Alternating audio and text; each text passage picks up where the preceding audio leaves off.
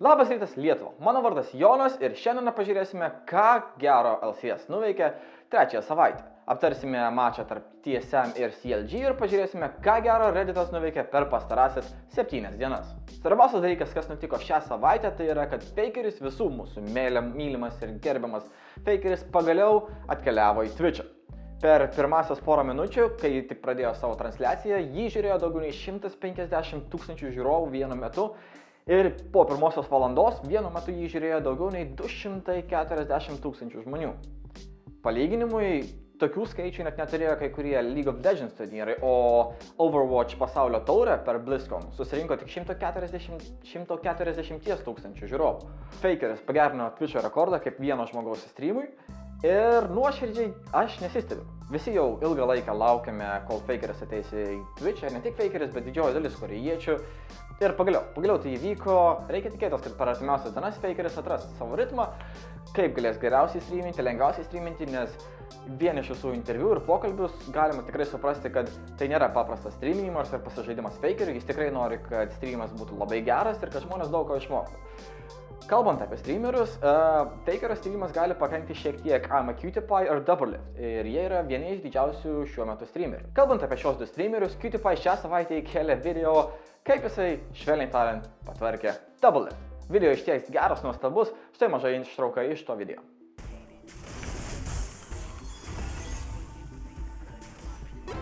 I f***ing every time I see him in solo queue. Visą video galėsite rasti aprašymą, kaip ir visas kitas temas Reddit'e. Tikrai šį video labai rekomenduoju pažiūrėti. Toliau kalbant apie streamerius, štai mažai ištrauka iš Tobias Fate streamą. Oh, what the fuck? How did you... Holy shit! Jeigu kas nežinote, Tobias Fate yra vienas iš populiariausių Amerikos streamerių ir tikrai to nusipelnęs. Jo streamai yra tikrai įdomus, jisai nėra iš tų streamerių, kuris mažai ir tyliai šneka per savo streamą. Ko gero suprasite vien iš to klipo, kurį ką tik parodžiau, bet jeigu turite laisvo laiko ir norite išmokti daugiau apie Legendų lygą, Tobias Fate tikrai siūlyčiau pažiūrėti. Praėjusią savaitę Voivojus darė streamą ir streamo metu surinko daugiau nei 30 000 JAV dolerių savižudybių prevencijai.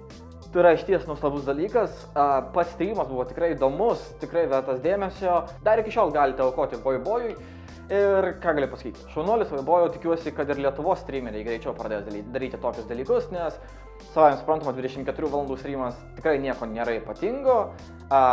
Žinom lietuvių, kurie tikrai ilgesnius streamus yra darę, bet streamai būtent dėl labdaros yra šiek tiek kitokie. Juos daug smagiau žiūrėti ir jiems yra daug smagiau aukoti. Taigi, lietuviai, kada sekantis streamas labdarai? Turiu porą idėjų, jei kam įdomu, rašykit. Jom patiks. Šiandien aš sužinojau, kad vis dėlto Legendų lygoje yra ir moterų žaidėjų. Gal ne pagrindinėje scenoje, bet viena iš Unicorns of Love atsarginių žaidėjų, supportas, yra mergina. Ir praeitą sezoną buvo Diamond 2, tai nežinau, ar čia spręsti, ar labai gerai ar negerai, bet tikrai pakankamai. Ir tikėkime, kad ją kada nors išvysime ant LCS scenos. Ir liūdniausia savaitės naujiena yra tai, kad Replay.gg pagaliau užsidarė. Tikrai gaila matyti svetainės kūrėjus uždarant šią svetainę, bet kadangi Riot pristatė savo replay sistemą, jiems paprasčiausiai nebeliko vietos. Buvo labai smagu matyti pačių kūrėjų laišką visai bendruomeniai ir Riot, kad jie buvo labai dėkingi už Riot paremimą ir panašiai. Ir Reddito komentaruose netgi Riot atstovai, Riot komandos nariai padėkojo Replay.gg komandai už visą sunkų darbą ir už visą padėjimą. Nes jie tikrai padėjo populiarinti Legendų lygą. Jeigu jūs turite kokių gerų play, siūskite man ir kada nors, gal, jeigu pakankamai prisiūsite, padarysime highlights reel. Ko gero bus labiau highlights bronze kind of fail reel, bet kažką padarysime. Siūskite į PM-ą, YouTube PM-ą ir anksčiau ar vėliau sudėliosim viską į vieną video. Ok, pažiūrėsime į mačą dabar tarp TSM ir CLG ir pažiūrėsime, kokias klaidas darė kurie žaidėjai ir ko jiem reikėjo daryti ir ko nereikėjo daryti, kad laimėti šį žaidimą. Tiek mano, tiek High I Main Mid, tai yra Andriaus mėgstamiausias posakis, yra Always Chase, Never Surrender, bet ko gero ne tada, kai žaidėsi LCS scenoje. Ok, pažiūrėkime, ką padarė Honser. Honser bėgo nuo Darshano ir Darshanas nusprendė jį chasint du dalykai. Chasint Kamilę tikrai niekada nėra gera idėja, nes jos pagauti yra praktiškai neįmanoma. Pažiūrėkime, kas gavosi, kai Darshanas chase'ino Hunter. Jis tiesiog overextendino ir tada ant jo šoko Korkis, Lee Sinas ir nebeliko Darshano. Mano asmeninė nuomonė, Darshanas šiame žaidime tarp CLG ir TSM sužaidė tragiškai ir tikrai jo pasirodymas buvo nepalyginamas su Hunter. Hunter buvo dievas šitose žaidimuose. Ypač trečiame žaidime ant Maokajaus, kuris buvo tiesiog neužmušama. Okay. Taigi, Darshanas pasigavo ir tuom fightas nesibaigė, nes vienas iš mano mėgstamiausių supportų, Bifrost, kuris ant trešo yra tiesiog dievas, sugebėjo pagauti Afromų ir atrodė kova baigta, atrodė, kad Kamilė turėtų numirti, nes ją chase'ino Darshanas su Poppy, bet ne, jinai gauna asistų ir jinai toliau eina pirmin, kas yra tiesiog nuostabu. Antras fightas yra irgi nuostabus ir vėl engage'as iš Bifrosto, hookas ant Morganos. Morgana nebeturėjo Black Shield'ą, nes užmetė ant Xmivy, ant Graveso ir nežinau, Afromų ten tikrai nereikėjo eiti, savaime suprantama jis jau užvardinti, bet viskas pasibaigė štai kuo. Trešas jį pagavo ir mano mėgstamiausia dalis, žiūrėkit, Trešo hookas čia, bum, stop, sustabdom kadrą ir matote, čia eina Jino W.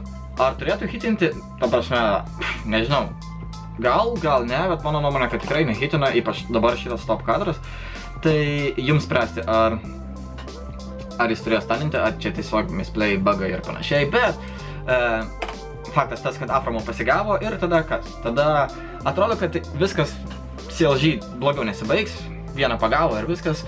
Du dalykai. Wild Turtle, kurio irgi baisiai nemėgstu, prašau gražinkit double liftą, jisai paleido Jino ulti ir Kamilė per midą eina juos flangina. Kaip ir tikras geras džungleris, Xmivy bando blokuoti savo AD carry, bet supratęs, kad tikrai nieko negero nesibaigs, kad jeigu jisai pasiliks, Kamilė nužudys. Labai lengvai jos abu ir jis pabėga į Jino į Ryzo ulti ir dingsta iš kovos. Taigi, 2-0 vien dėl to, kad Afromų pasigavo. Kėda, Afromų žino tikrai geriau ir svarbu varinti, bet dar svarbiau yra nenumirti.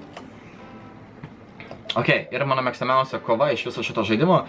Pažiūrėkime pradžiai visą kovą ir tada galėsime spręsti, ar kas gerai ką padarė, kas ką blogai padarė.